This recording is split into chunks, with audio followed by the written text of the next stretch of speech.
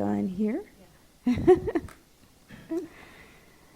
So while she's getting the slide ready, I'm just going to read a little excerpt out of this book called Forest Bathing, and it's sort of a beautiful rundown of what Shinrin-yoku is, the Japanese that is translated into forest bath, or surrounding yourself by nature. So in this book, it says, "We are part of the natural world. Our rhythms are the rhythms of nature. As we walk slowly through the forest, seeing, listening, smelling, tasting, and touching, we bring our rhythms into step with nature. We may not travel very far on our forest walk, but in connecting us with nature, Shinrin-yoku takes us all the way home to our true selves." So I have a little pamphlet back there if you want to kind of take home a little bit of what I'm sharing with you today. But let's see, so we've got the slides up here. So first of all, I wanted to thank you for inviting me into your community this morning. It's really evident to me that your care for others and their well-being is a part of what you do here, so I appreciate being here this morning. My name's Mary Carpenter. I have a long hop family history, generations of hop growing here in the Yakima Valley. My great-great-grandfather was the first person to bring hops into the valley. So connecting with the land is really important to me, and part of what I'm going to share with you today is about how you can practice this locally. A lot of times people assume you have to go to the mountains to be into nature, but we have amazing parks and we have trails here that are overseen by Cowiche Canyon Conservancy, and I help lead nature walks with them. Shinrin-yoku walks with them, so I'm going to share a little bit about that with you today as well.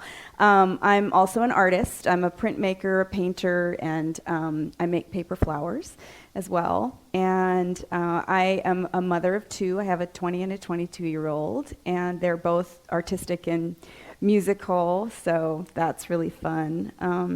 And I'm just one who really loves encouraging and believes really strongly in the power of how encouraging can really, on a daily basis, can change the lives of others. So it's something really simple can make a huge difference in a person's day, and that's something I really strongly believe in.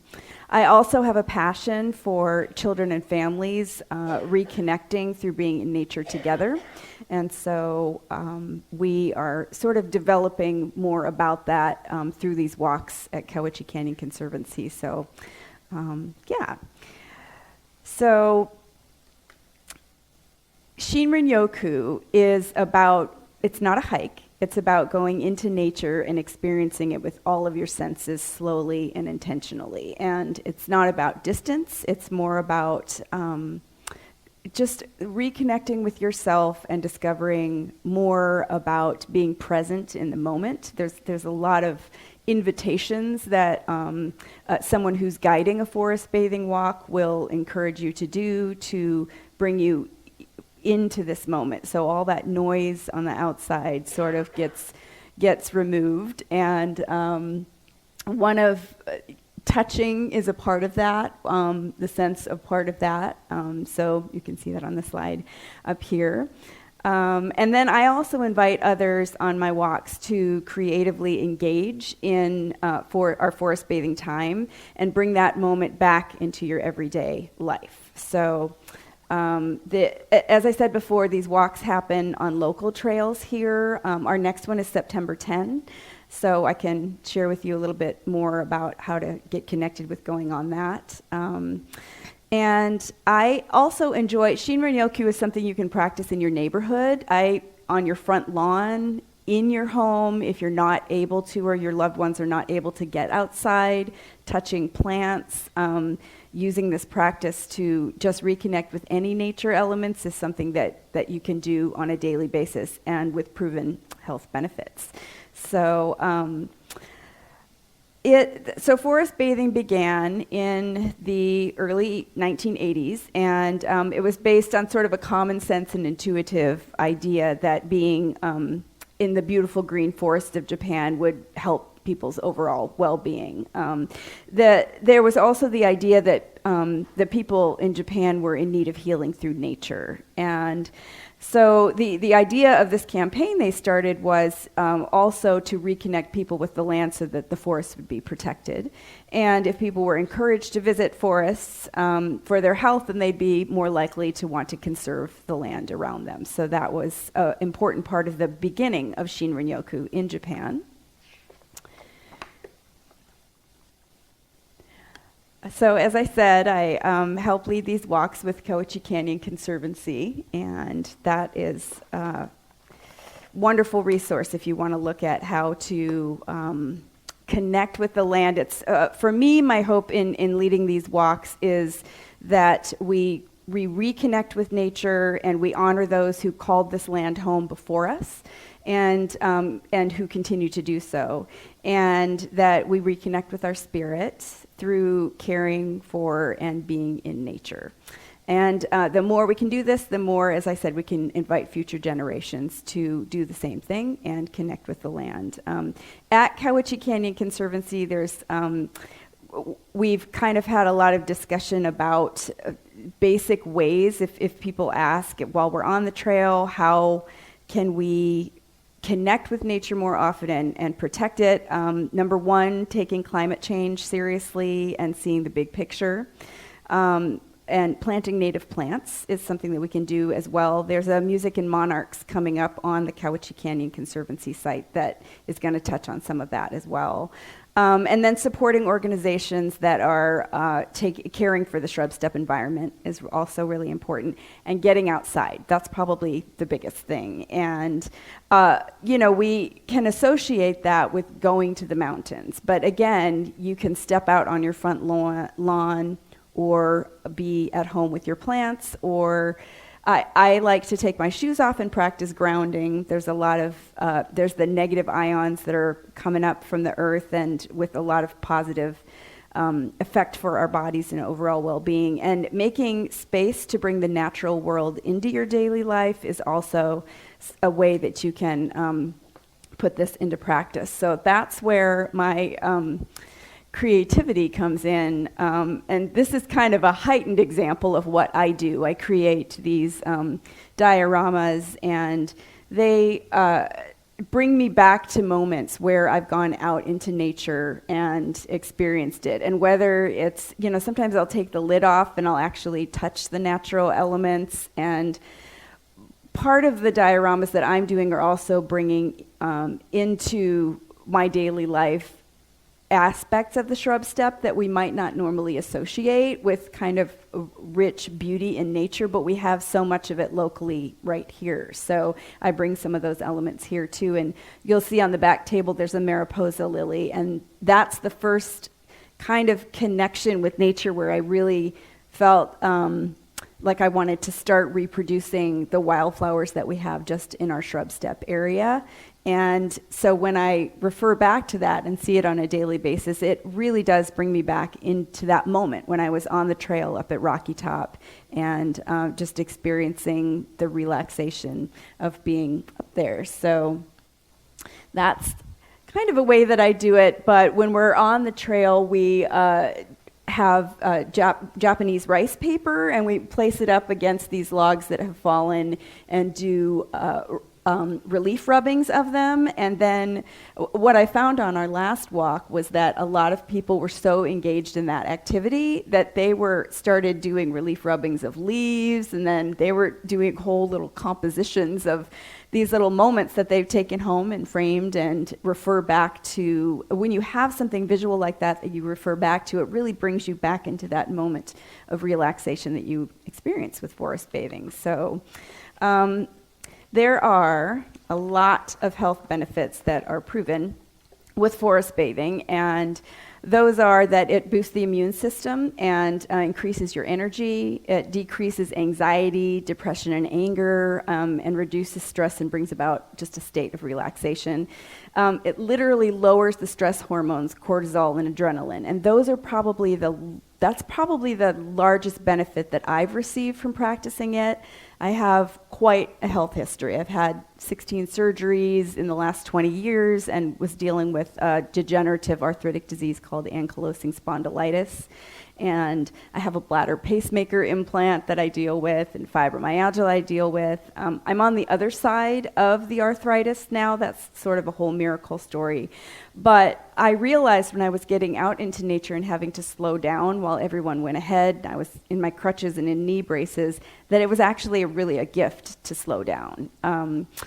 I didn't realize that I was practicing forest bathing when everybody had to go ahead and I was just sitting there in nature. And my funniest moment with it is that I was laying down, I was in Ohana Prakash, and I was laying down on this log bench, and I was so relaxed and taking in the environment around me and closed my eyes for a moment, and a forest ranger came up and to see if I was breathing.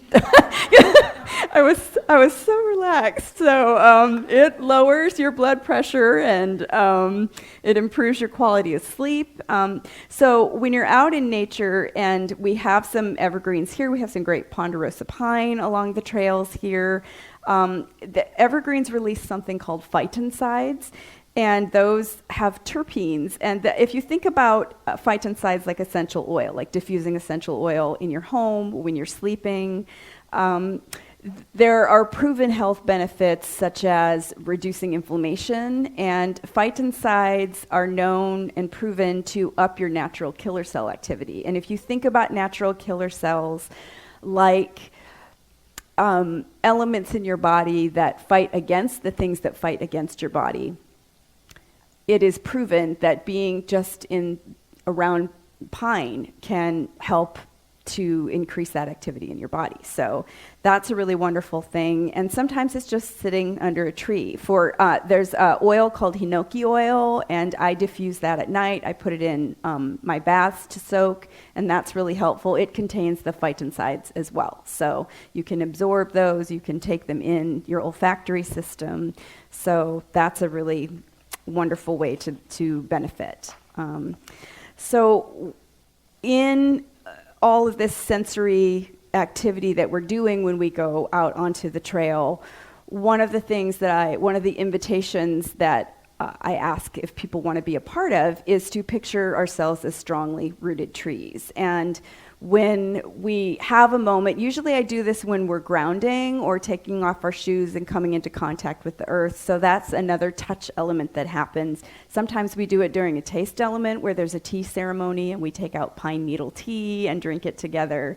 So during these moments, I invite people and to come and sort of experience these kind of moments. So as a paper florist, this is sort of, again, these visual elements help bring us back into moments that I'm gonna share with you. And one of my heart, the things on my heart for our community is to bring this into the lives of those who don't have access to fresh or can't have access to fresh flowers. So I bring them into medical communities where people could just have a little, I call it a cup of cheer, and just this little moment, pop of color and enjoyment of a natural element if they can't have fresh flowers. So that's something I do as well. So I'm about to tell you about something that is really close to my heart, and it is called the Tree of Life. The Tree of Life is a metaphor that is used in trauma healing with children and families. It was introduced by someone named Nazelo Mlilo, and she runs a center called Pala, which is what you can see here, in South Africa. And she helped develop this Tree of Life methodology. And one of the invitations that I give when we're on the trail is to picture ourselves as strongly rooted trees. And I have a pamphlet in the back where you can go home and practice this yourself. I created one for myself. Last year was sort of kind of the tail end of survival mode and the beginning of thriving for me after a huge change in my life. And I was introduced to this concept by a friend who speaks on it.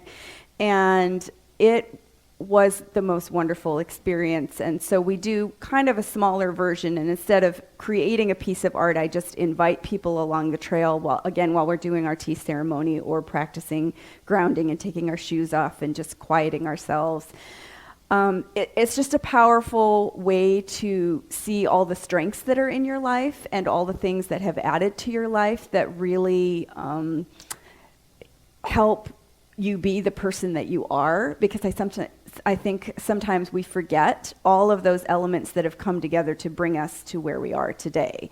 And so I invite people to picture their root system, and within the root system, although you can't see it clearly here, here's another picture of this here. So within the root system, when children are going through this methodology and families and healing, and again, we can do this ourselves, they write down the people who are foundational in their life. And not everyone knows their DNA or their immediate family, so it really can be you imagining anyone that has, or anything that has contributed to what kind of grounds you and what has helped you be the person that you are today.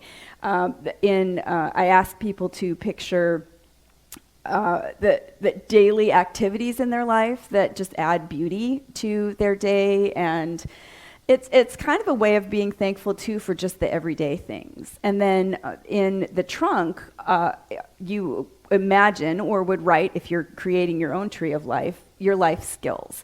And I did this with my friend's 4-year-old, and he was able to, off the top of his head, name 20 life skills he had, just like that.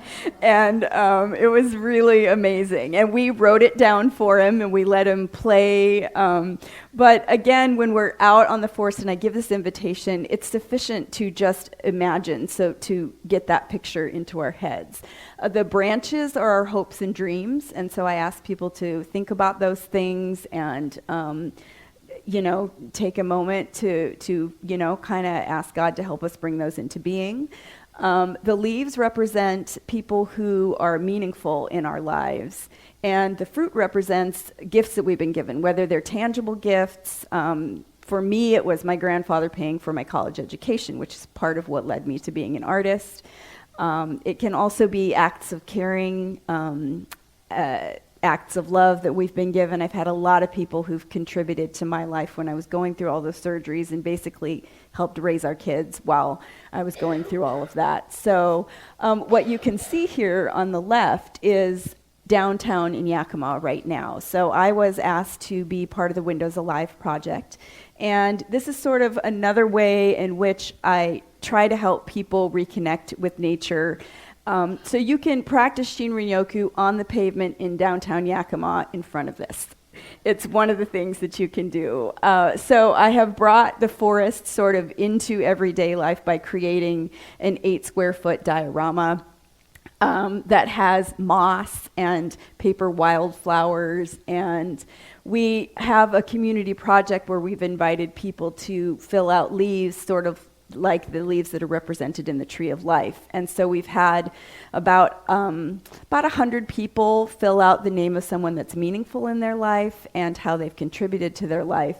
And we've added those to this installation. So the girl represents children both locally, but also children in South Africa who are experiencing healing through creating their own Tree of Life.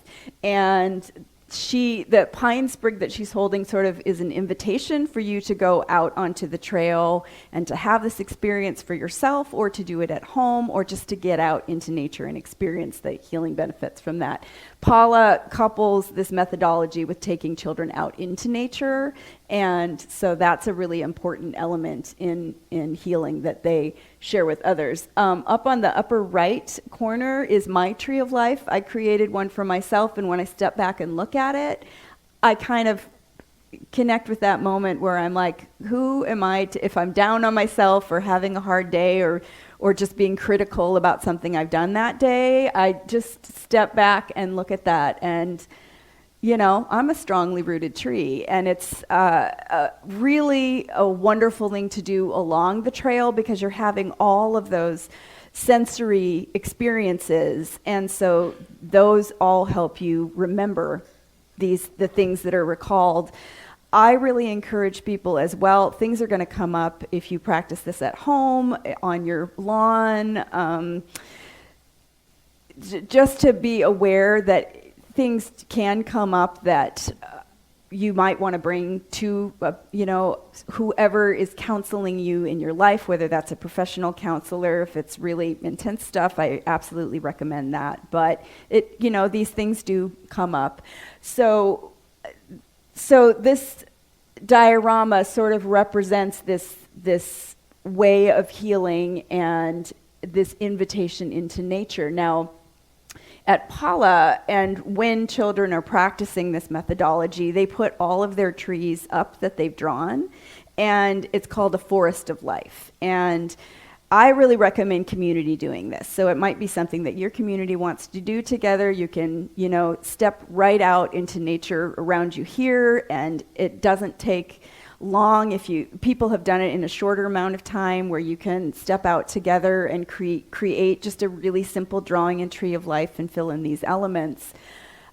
One of the things that is sort of a part of this healing process is that they put their forest of life up and then talk about when the storms of life come.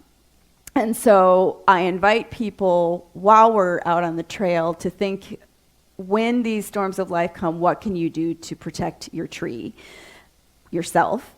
And one of the things that you can do is regularly get out into nature. I have had a lot of change over my life in the last year in pretty indescribable ways. Entire body change, entire life change, the growth of my business, and going out and practicing Shinrin-yoku regularly is something that has helped ground me and helped me just handle all of the stress that does naturally come and surrounds those changes. So that is, I can't recommend enough how powerful this is.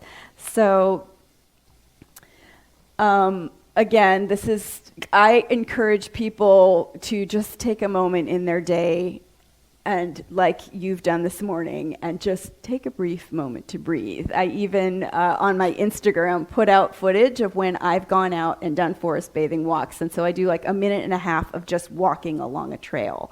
And just encouraging people, if they're on their break, on their lunch hour, just take a moment to breathe and remember that we've got this natural world around us that is, that's just a part of the beauty of our lives. So again, this is another example of a diorama that I've done. So this is a post that I placed on Instagram. I was about to teach my first flower making class, and I was just kind of nervous, and I hadn't done it before, not on a larger scale with multiple people, and I work part-time at the YMCA there on River Road, and so I just went out to the Kawachi Canyon East Trailhead. It's sort of behind the Fred Meyer down to the left on Kawachi Canyon Road.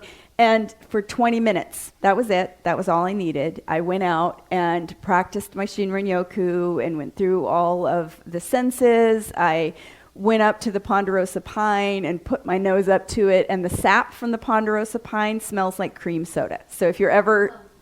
I really recommend it. And it was absolutely delightful and relaxing moment. And there's a birch grove there, and I call it the listening grove. And I stood and I just closed my eyes and listened to the birds singing and the wind in the trees. And I had some pine needle tea with me, so I had that. And they're just listening, looking, the way that the birch leaves were just flitting in the wind. It just took all of that, I wouldn't call it anxiety, but I was nervous about teaching this first class, and just took me into this present moment, and it was just gone. And I was able to step into the class and really enjoy teaching it, and this is something that is really helpful. I have also been practicing 15 inspired meditative minutes, and I do this on my break at work. My break at work is 10 minutes, but I also do it before I go to work. So I step out on my front lawn and I just gather natural elements that are around, pieces of bark, mowed grass that's dried, and I I created a little circle of nature. Just a little moment, fallen twigs, fresh grass as well. And it just brought me in to this moment and just kind of prepares me for my day, because I come into contact with a lot of people who are going through a lot of different health situations and are kind of intimidated about starting to, work with all this gym equipment. And I consider working at the YMCA and the work that I do there being a part of people's stories, and people's stories are really important to me. And so this sort of gives me a moment to just sort of prepare for a day of giving and being around and interacting with multiple people. So it's something that I really encourage, and it's fun, and it sort of brings us back into wonder. That's something that forest bathing does too, is it reminds us there's a bigger world around us. And I am kind of perpetually a kid at heart. And so nature, bringing the wonder of that and bringing us back into that moment, I believe is a continual, we're never too old to be brought back into absolute wonder about nature. And this is something that I found that really helps as well. So again, I shared this, there are multiple ways that you can experience forest bathing, and you can do this out on the trail here, but there are also, everyone can have plants in their home, and there are also people in hospital beds that, part of the reason why I create the dioramas that I create is that sometimes people in their hospital bed can't have fresh things, so having something by your bedside. I've got some smaller examples of that on the table back there that I give to people, so they can kind of come in contact with those natural elements and have that be a part of their day. I was talking about that wonder. One of my favorite flowers to create is this flower right here.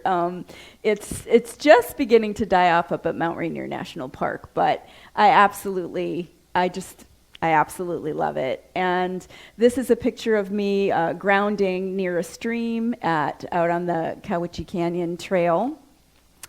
And this is a picture of me just experiencing, the natural shrub step element. So I'm touching the rabbit brush and smelling it. And this was another one of those 20-minute moments before I was off to do something else. And I just took a little drive, pulled over, had my Shinrin-yoku moment, and then went about, I was about to meet with someone, and we were going to talk about something really serious. And this just sort of helped ground me before I went into that moment. And we have so many moments, if we just stop and look up, that can be this Shinrin-yoku practice in our lives. And sometimes I think I'm a person who's constantly looking up.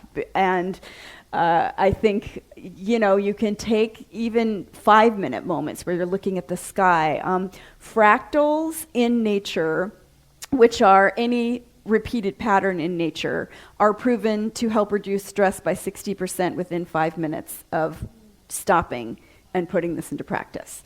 So, and it can be the veins in a leaf, it can be branches in a tree, it can be any repeated element in nature. So, one of the huge words in my life that I believe is a sort of a continual process is metamorphosis. So one of the things I noticed was that there were just butterflies everywhere the last time that a friend took me out and led me on a forest bathing walk. And so I went home and started creating the butterflies that I saw in paper. And whenever I'm sitting down to create this, I'm just brought back into that moment. So this is, again, a practice that you can regularly do. So cowichecanyon.org is where you can find signups for Shinrin-yoku walks, and we're hoping to do them more regularly. This will be my third that I've done with them with the group. I've guided walks with a lot of people, just one-on-one or 2 people, but we're starting to do it, we cap at 12 people. So if we cap at the walk, then you can jump in on the next one, but if your community here wants to do one as well, I'm happy to lead groups, so you can let me know about that. We take 12 people at a time, and just as a thank you for inviting me into your community today, if that's something you'd like to do, I would love to guide, plan a Shinrin-yoku walk with you all. I brought a few different things with me today to just sort of bring a little bit more education. So this Tree of Life pamphlet I have back there, and it just explains to you a little bit more about the elements in the Tree of Life. And it also, you could literally sit down and fill in some of this here and not have to worry about drawing a tree, even though I encourage drawing a tree. I put the tree on here so that if you wanted to take a moment when you get home and fill that in, you can do that. So I've got that back there for you, and it shares a little bit about what the Tree of Life is and how it was founded. And again, it's one of those I consider it a Shinrin-yoku practice because you're thinking about yourself connecting with nature and picturing yourself as a tree. And so for me, that's just a way that I can kind of reconnect. And I, recommend, if you're doing this, also to, go and look at some leaves and step out your front door and or into your neighborhood.